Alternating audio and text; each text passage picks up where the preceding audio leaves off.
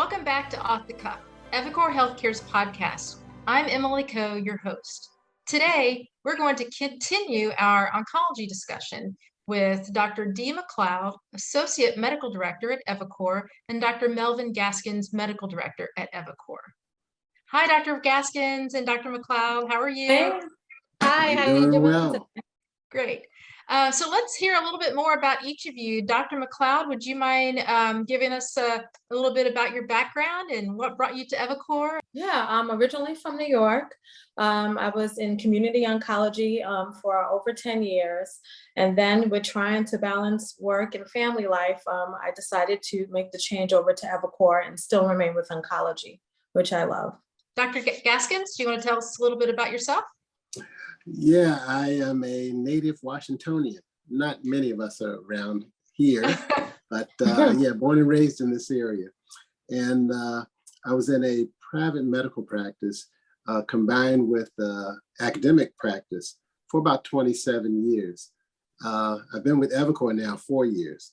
And, it's given me a chance to sort of look at things from another perspective than you would in practice, but also continue to keep in mind that decisions we make affect people in general. That's great. Thank you. And so having, as oncologists, you're probably very familiar with oncology trials and getting patients enrolled in clinical trials. Do you have a lot of experience, either of you, in enrolling patients in oncology clinical trials? I do. Back when I was in a community practice, I was very involved in getting patients enrolled in clinical trials within our own practice there. But also when I was in medical school, my mom had breast cancer. So I was trying to find her clinical trials. So I do know what it is like when you're on the patient side and trying to advocate for them, as well as when you're on the provider side and you're trying to find the right fit for your patient. Mm-hmm. Yeah, and I also, as part of my practice, I work out of the Howard University Cancer Center. And we participated in a number of national clinical trials. We especially focused on trying to increase the number of minorities that were enrolled in these clinical trials. Have you seen that participation rate increase over time, or has it kind of remained stable? It's still lagging, though, the majority of the population. A lot of that has to do with a lot of cultural norms as well, but it's still not to where it needs to be. It's still lagging. Yeah. Right. It's always been a difficult problem and a problem that you can't really pinpoint on one particular thing.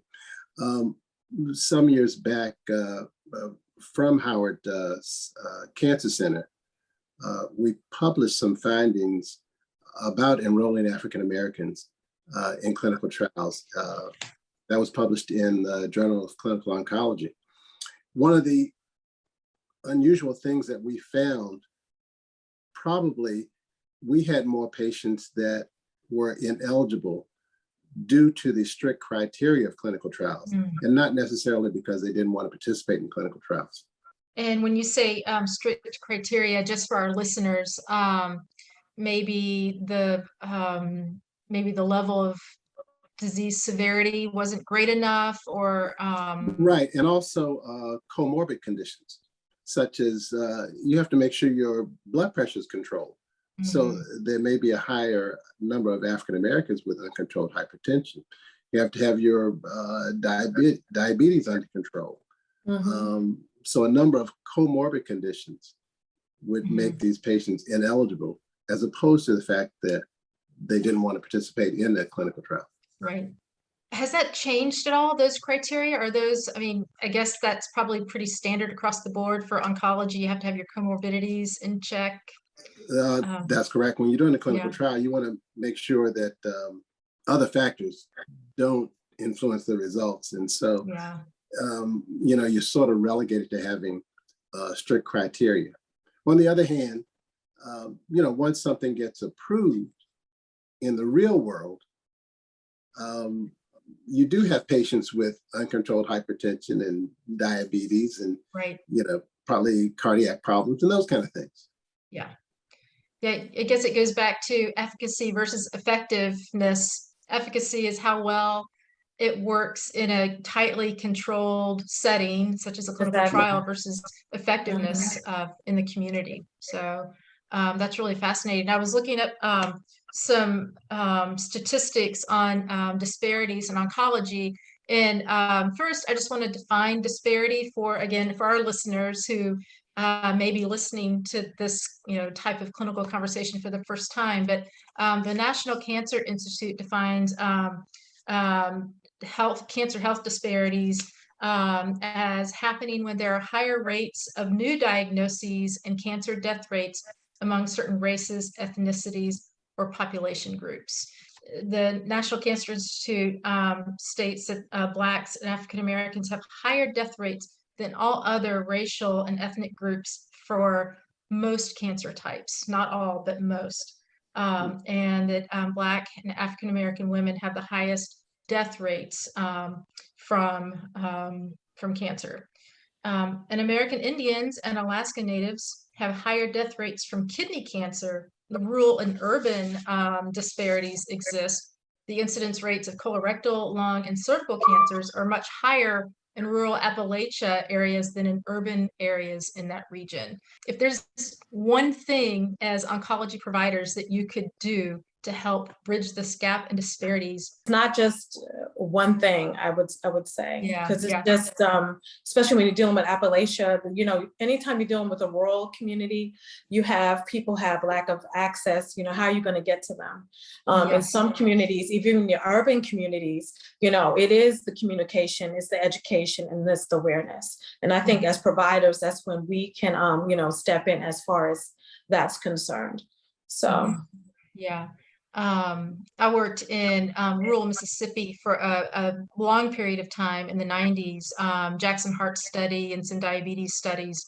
And just as you said, lack of access. I mean, it's, many folks have to rely on, someone, 3 miles away with a car to even get them to the rural clinic or to the hospital in Jackson, Mississippi. So, yeah, very real barriers that a lot of folks might take for granted, that they don't know that those barriers exist. Lack of access is a very real thing. The last couple of years of my practice, I participated in a program to provide oncology services in one of the poorest wards in Washington, D.C. And this was because there were no oncologists in that part of Washington, D.C. And so anybody in that area would have to travel to see an oncologist. One of the other things we found out in that program too, we tended to see a lot of younger people with lung cancer. And when looking at it statistically, that poor area actually had the largest density of places where you could buy cigarettes. However, the lowest density of places where you could find fresh fruits and vegetables. And so these type of things are sort of inherent, creates inherent bias as in terms of disparities. So yeah, this is a societal effort. It has to happen at many, many levels to truly affect change. In talking about alternate ways to address disparities, Dr. Gaskins, I know you are very familiar with the CAR-T trials. Do you think once we get folks, so first of all, let's stop. And if you want to, could you explain to our audience what CAR-T is? And then I maybe want to talk about how this could help bridge gaps and disparities with improved treatments. The CAR-T is a very complicated thing, and I'm going to give you a simple explanation. Okay? Great, that's good. Simple is good.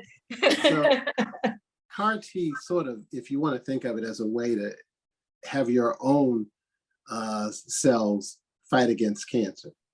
So the way it works, they take out your T cells, and these are cells that normally should fight against infections and cancer and things. And they take these cells out of your body, and then they add something to it, something that sort of targets a cancer cells. And that's where we get this CAR T. It stands for chimeric antigen receptor immunotherapy. And so then they add this to your T cells, and then they sort of grow them. And so you have a lot of these cells. And then the next step is to put it back in you, so these cells will directly attack those cancer cells. And when it works beautifully, because it's almost a natural way to just kill cancer cells. So that's the simple explanation of CAR T. No, that's great. That's great. And how long does it typically take? So once they extract the T cells and then add that special something to it and let it grow, what's that time frame?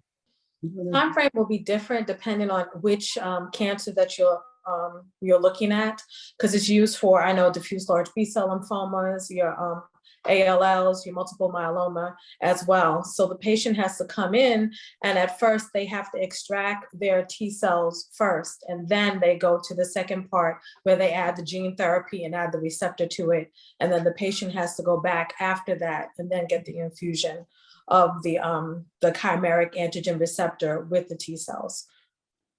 Wow, that's fascinating. That's amazing.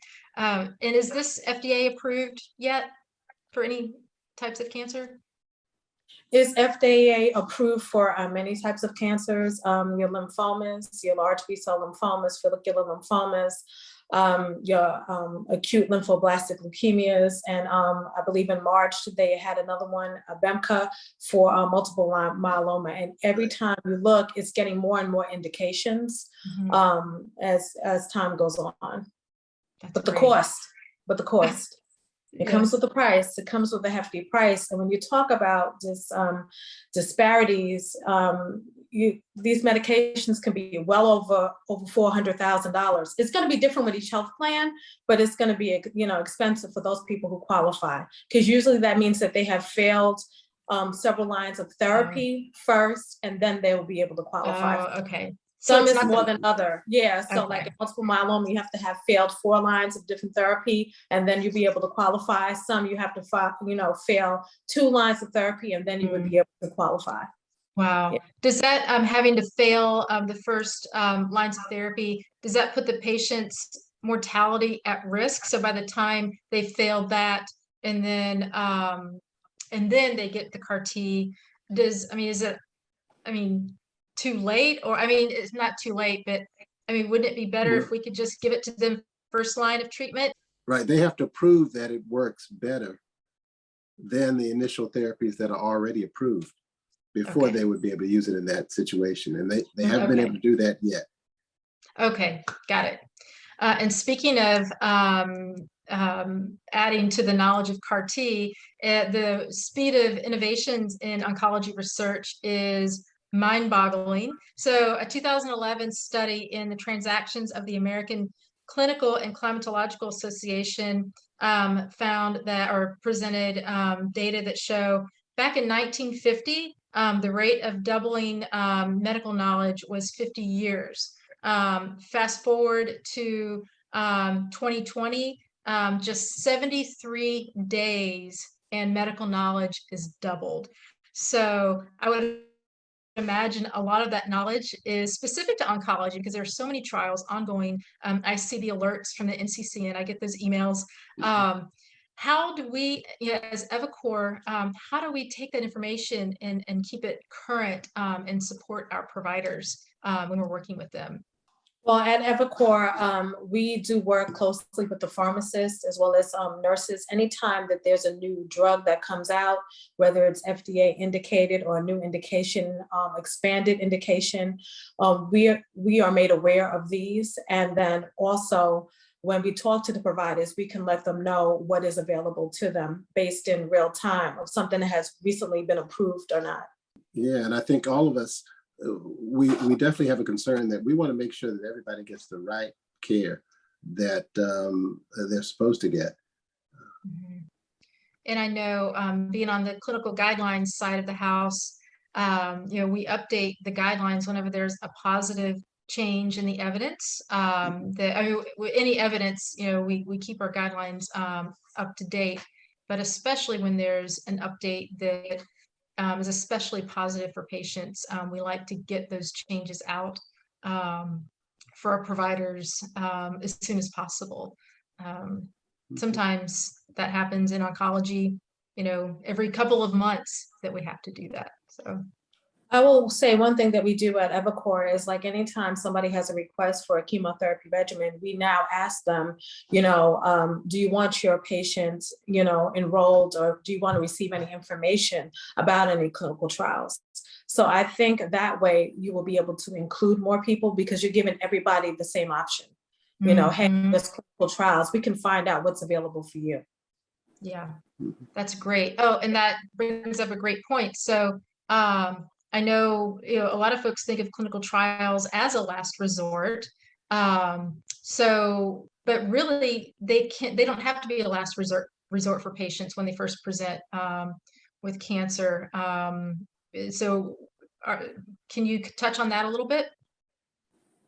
Sure. If you have some cancers that are aggressive and are known to have a poor outcome, you can, even though they might have some standard of care, you might offer them a clinical trial. I know recently they have the pembrolizumab, which is immunotherapy that has been added up front in breast cancer with the chemotherapy. But those patients that they offered that to are patients who would have received traditional chemotherapy. So it's not just people who are, on the last resort. These are people, in the beginning of their treatment. Yeah, that's great. Yeah, absolutely. And probably it's changed over the years. If you think of years ago, people thought chemotherapy was only as a last resort. And so now they're thinking clinical trials are only the last resort, but that's not necessarily true. You may just be finding out if something is just a little bit better than what's already out there. A lot of people are worried about being experimented on, but clinical trials are very controlled, and you're made aware of all possible side effects. You have actually probably better access than if you were not on a clinical trial. And sometimes clinical trials are only using different combinations of things we've already been using, or they may add one thing new to it. And so those probably aren't quite as experimental as a lot of people think of clinical trials. Yeah, that's a great clarification. And so now that we all kind of thought COVID was behind us a little bit, and now it's coming back, unfortunately, like crazy. How has COVID affected patient oncology care? Have they been able to continue? Did folks have to stop? Or you hear, stories of people not being able to get the care that they need because of all the COVID patients in the hospitals. Do you feel that it's impacted oncology care? I would say a delay in people doing the necessary screenings. I would say, because when you stopped a lot of these elective procedures and different things, initially when it was first started, people weren't going to get their screening colonoscopies like they should. Maybe people were very, worried about the COVID cases were very high in their area, so they weren't getting the screening mammograms the way that they should be. So it's probably a delay in finding things at an earlier stage. I think we'll probably have more and more information about that, people who've delayed necessary screenings that they should have had. Yeah, there's going to probably, you're right, going to be some interesting data on that in the next couple of years as far as incidence rates. One of the things I always try to express to people when they think about what we're doing here at eviCore in terms of authorizations, and I think the general thought is that we're here to just deny things, to stop people from getting treatment or stop getting expensive drugs. And that's absolutely not the case at all. we use evidence-based guidelines, which especially the NCCN guidelines, which are available to everybody on the internet. And, anything that is FDA approved, of course, we would approve. We're trying to probably hold up things not being used as they're supposed to be used, only in those cases. But for the most part,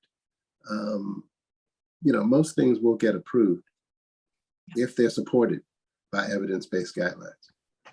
Yeah. And just to echo what Dr. Gaskins said, we're looking at the efficacy of a lot of them, the medications, the safety of it, as well. And we do use the NCCN comprehensive guidelines, for that. And if something is FDA approved and is not even in the guidelines, it can also be approved as well. So we're just here to try to make sure the patient gets the best available regimen for them based on the evidence and the data. Yeah, absolutely. And the key phrase is making sure they don't get inappropriate care. That's correct. Well, Dr. Gaskins, Dr. McLeod, this has been a wonderful conversation today. I enjoyed talking to you about oncology and clinical trials and CAR-T and disparities in oncology care. Have a great day, and I hope to talk to you again soon. Thank you. Thank you. Thank you again for joining Off the Cuff, eviCore Healthcare's podcast, and I will see you next time.